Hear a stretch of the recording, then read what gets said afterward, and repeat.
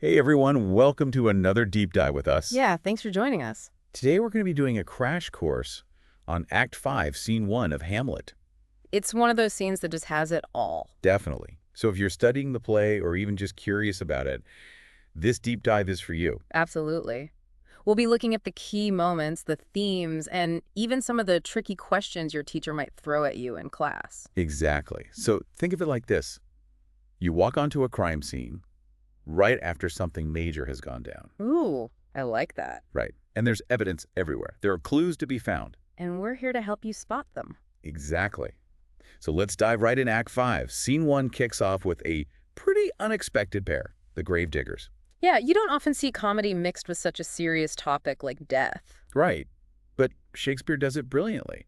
Their banter is funny, but it also raises some really important questions about society and justice in Shakespeare's time. Exactly, like when they debate whether Ophelia deserves a Christian burial. Yeah, that's a big one.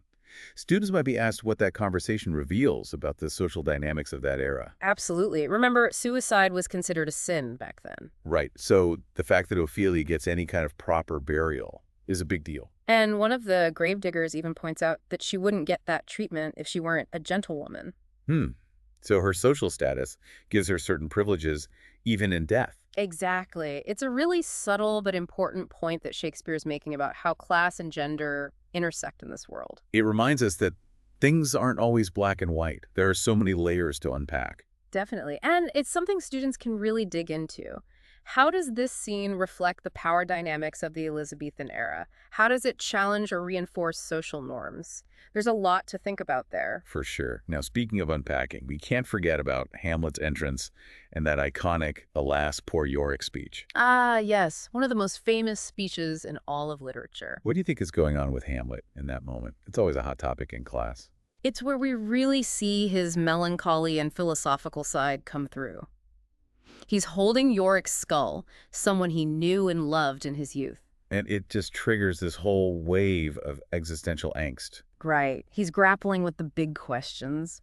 What's the point of life if we all end up as dust? What happens after we die? He even compares Yorick to Alexander the Great. Exactly, highlighting how even the most powerful and famous people eventually turn to dust. It's a pretty bleak outlook, but also incredibly profound. And it shows us how far Hamlet has come since the beginning of the play. He's gone through so much loss and betrayal. It's like he's staring his own mortality in the face. Absolutely. And that sets the stage for the confrontation with Laertes, which is just explosive. Oh yeah, that's coming up later in the scene.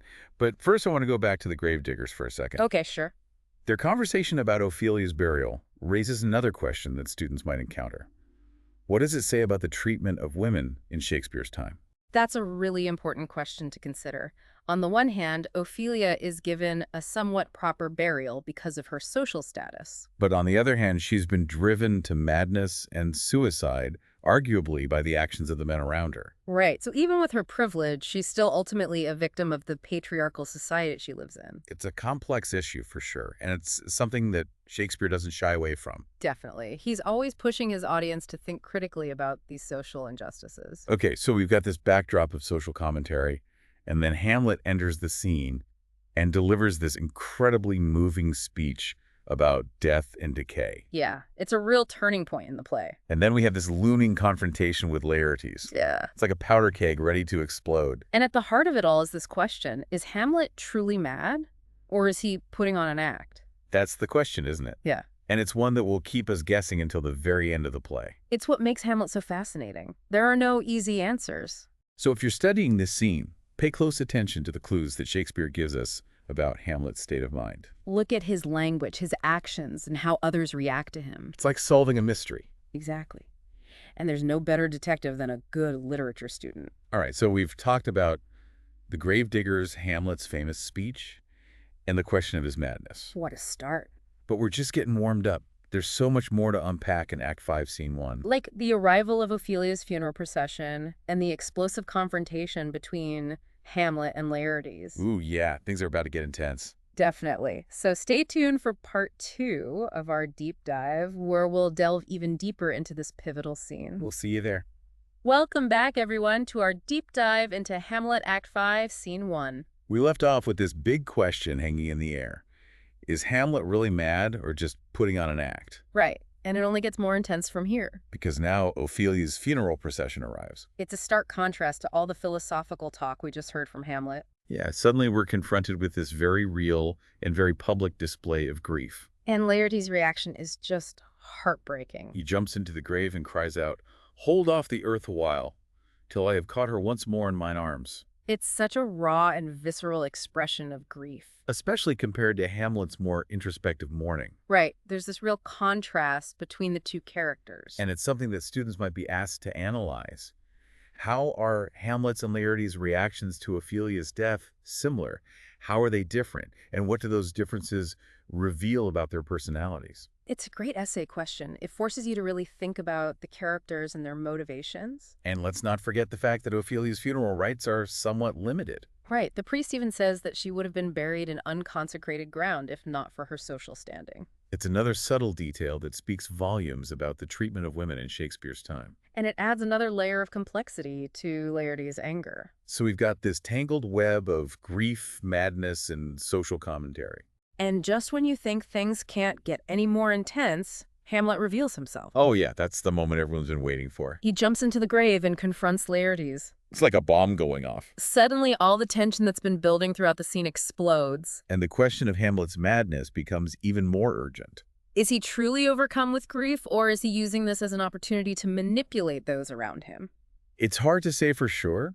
He does declare his love for Ophelia publicly, but even that feels ambiguous. Right. He says, "I loved Ophelia. 40,000 brothers could not, with all their quantity of love, make up my sum." It sounds pretty heartfelt. But Hamlet is a master of language. Could this be another performance? It's like he's playing to an audience even in this moment of intense emotion. Students might be asked to consider the role of the king in all of this. He's watching everything unfold and seems to be using Hamlet's supposed madness to his advantage. Right. He encourages Laertes to be patient, hinting that he has a plan to deal with Hamlet once and for all. And let's not forget that the king is ultimately responsible for Ophelia's death. It's all connected. It's like a domino effect of tragedy. This scene is a masterclass in dramatic irony. We, the audience, know more than the characters on stage, and that creates this incredible sense of suspense and dread. We know that things are about to get much worse. The scene ends with the king's chilling line, "This grave shall have a living monument." What do you think he means by that? It's open to interpretation, but it definitely foreshadows more death and violence to come. It's like a dark cloud hanging over everything. So as we wrap up this part of our deep dive, keep in mind that Act 5, Scene 1 is not just a self-contained episode. It's a crucial turning point in the play. It sets in motion the chain of events that will lead to the tragic climax. We've seen Hamlet at his most philosophical and his most unhinged. We've witnessed Laertes' raw grief and the king's cold manipulation. And we've been left with more questions than answers about Hamlet's sanity and his ultimate fate. But that's the beauty of Shakespeare, right? He keeps us guessing until the very end. Join us for the final part of our deep dive as we explore the aftermath of this explosive scene and the implications for the rest of the play. Okay, so we're back, and we've seen Hamlet and Laertes go head-to-head in Ophelia's grave. Such a powerful image, right? Totally, but let's not forget about the king. He's been lurking in the background this whole time. Pulling strings. Exactly. And now he sees his chance to get rid of Hamlet once and for all. He tells Laertes to be patient and hints that he has a plan. So the king is definitely the mastermind here. Absolutely. And his plan is pretty devious, if you ask me. I mean, he's basically using Laertes' grief to manipulate him into killing Hamlet. Right. It's a classic Shakespearean move, using someone's emotions against them. It's so cold and calculating. But also really clever from a dramatic standpoint. Totally. It creates this incredible tension because we, the audience, know what's going on, but Hamlet doesn't. Dramatic irony at its finest. And it all leads up to that final duel in Act 5. Which is just heartbreaking. So yeah, Act 5, Scene 1 is really setting the stage for the tragedy that's about to unfold. It's a turning point in the play. And it leaves us with so many questions. Like, is Hamlet truly mad, or is he just pretending? And will he survive the king's plot? We'll have to wait and see. But one thing's for sure. This scene is packed with symbolism, foreshadowing, and some of the most memorable lines in all of Shakespeare. It's a real masterpiece. So if you're studying Hamlet, make sure you spend some quality time with Act 5, Scene 1. It's worth it. Well, that's about all the time we have for today, but we hope you enjoyed this deep dive into Hamlet. Thanks for listening. And remember, keep exploring, keep questioning, and keep the conversation going.